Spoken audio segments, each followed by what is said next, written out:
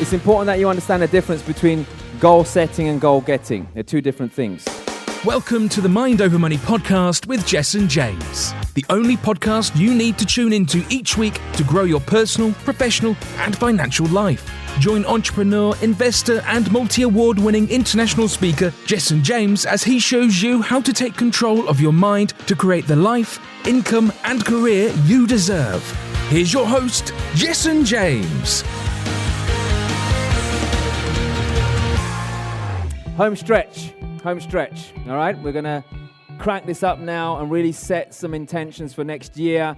Make sure that we're ready to crush next year because you are now technically going to be unstoppable. Raise your hand if you're going to be unstoppable. Yes? Yes? Good. So we're going to do some goals. We're going to do some goals for next year.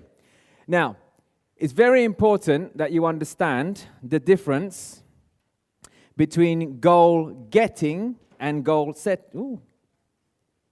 Pen's falling apart. Who broke it? Who was up here last? Chloe? This is it. I'm blaming Chloe. Chloe, it's your fault. Just felt like blaming Chloe. Cause and effect. Right. So, it's important that you understand the difference between goal setting and goal getting. They're two different things, okay? So, raise your hand if you've ever set a goal and achieved it. You at home as well? Good. And raise your hand again if you've ever set a goal and not achieved it. Good, all right? So, you're able to reach goals. You've done it before. You're able to achieve goals. But it's very important that you understand the difference between the two. So, yesterday, I spoke to you about your conscious mind and your unconscious mind. Here's how it works. Your conscious mind sets the goals. So you consciously tell yourself, I want this, this, and this. Okay? Raise your hand if you've ever told yourself consciously, I want this, this, or this. Raise your hand if you've done that before. Yeah? You consciously wrote it down and said, this is what I want. Unless you understand how the unconscious mind works, you won't get it. You set it with your conscious mind, you get it with your unconscious mind. Now, for that to happen, there needs to be conscious mind, unconscious mind integration going on. So, you set the intention, and then you go and make it happen. But in order for you to achieve success, you must understand that it's not going to happen in the way that you think it's going to happen. Some of us think in order to achieve success, let's say this is success, yeah? Some of us think in order to achieve that success, we now need to take this journey, step by step by step, day by day, day by day, day by day, until I reach my goal, and I take all the little steps, and eventually I keep doing all these things, and hopefully I will, bingo, reach my goal. That's not how success works. That's very linear. Success works in a quantum way, a bit like quantum physics. You could be here, and out of the blue, bang, you achieve your goal when you least expected it. Raise your hand if you needed money or set the intention for money, and then out of the blue, some money landed in your account. You never knew you didn't even know it was going to happen, right? Weren't expecting it before, okay? That's how success works. But had you planned for that money, what would have happened? Probably wouldn't have happened, okay? And the reason that is because when you consciously ask the world for stuff, you must also be willing to allow your unconscious mind to go and find it in the way that it needs to find it, okay? So you need to have integration in those two. Now, part of that integration stems from belief in achieving your goal as well. Because some of us set goals that we don't believe we can achieve. And guess what? Perception is projection. So what happens? You don't achieve it, yeah? I want to do this next year, but your belief says you're not good enough. So your unconscious mind goes, you're right. Why? Because your unconscious mind is a slave to your conscious mind. Conscious mind gives instructions. Unconscious mind does what? Follows them. So whatever you ask, you will get. So some of you are having a disconnect here because you're asking for something, but deep down in your unconscious mind, you're telling your unconscious mind to do something else. It's wandering off somewhere else. Yeah? So we're going to change that by helping you understand what is called the goal setting cycle. The goal setting cycle. All right? So let's quickly look at that. Goal setting cycle is very simple in my opinion. Okay? First of all, you set your goals. Raise your hand if you're able to do this. Set your goals. Yes? Good. Once you've set your goals, you then need to check your beliefs. Do you believe you can achieve these goals?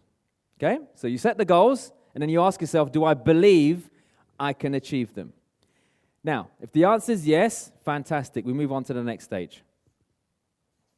Values. Do these goals match my beliefs? Yes. Do my beliefs match my values? Here's where people fall down. I believe I can create a business that gives me financial freedom. But my top value is certainty and security. I need to play safe. That's an important thing for me. Now, any entrepreneur in the room will tell you, you don't achieve success in business by playing safe, do you?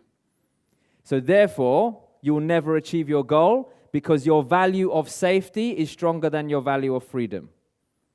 So even if you say, I believe I can do it, and then the time comes for you to quit your job and start your business, you're like, actually, I'll stay over here.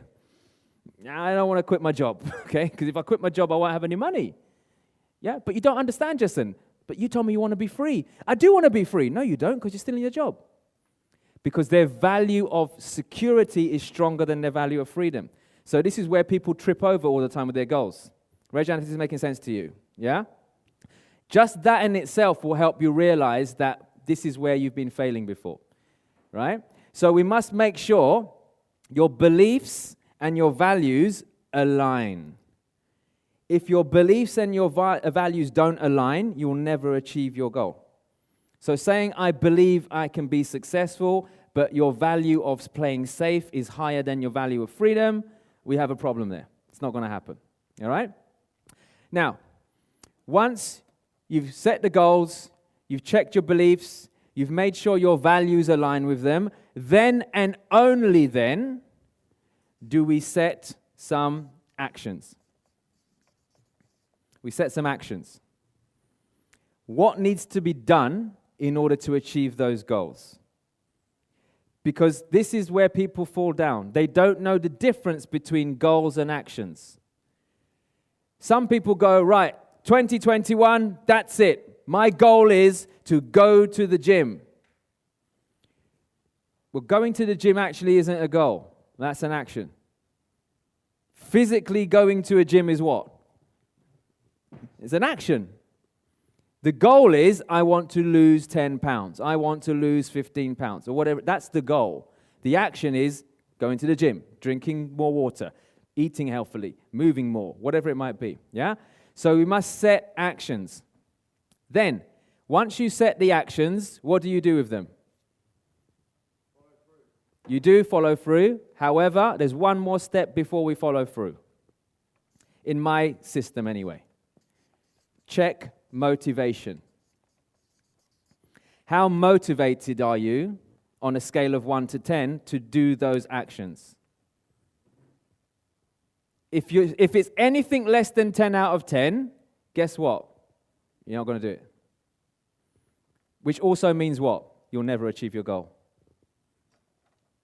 Doesn't matter how much you believe it, doesn't matter how much you're aligned. If these actions are difficult or feel like a chore or feel like they're too much, what you're going to do?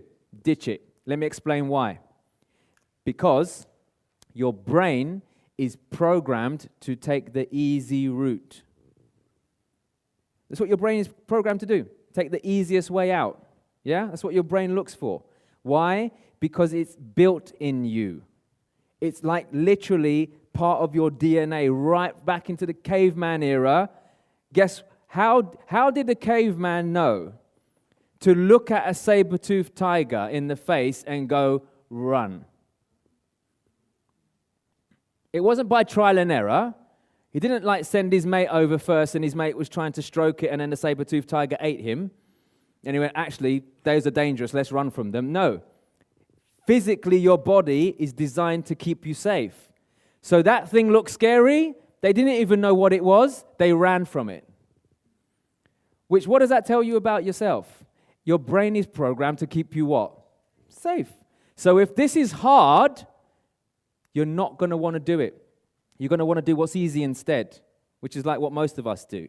Yeah? So how do we hack our brain into making sure we stay motivated? Make your actions easy and achievable. That's what you do. Don't make them difficult. If you don't make these easy, you're going to set yourself up for failure. Yeah? Once you've checked your motivation and it's 10 out of 10, doable, achievable, easy to do, not too much of a stretch, then you will get results. And once you've got results, what do? Set some new goals. And what you'll find is that this cycle here never, ever ends. This is how you continue growing. Yeah? Once you've achieved, you carry on going. Like I was saying earlier, people stop becoming successful because they stop doing the things that made them successful in the first place. So once you've achieved a goal, how good does it feel when you achieve a goal, people?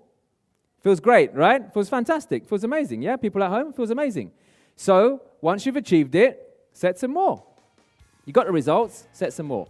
Goals, beliefs, values, actions, motivation, results. That's it. That's the cycle. That's how it works.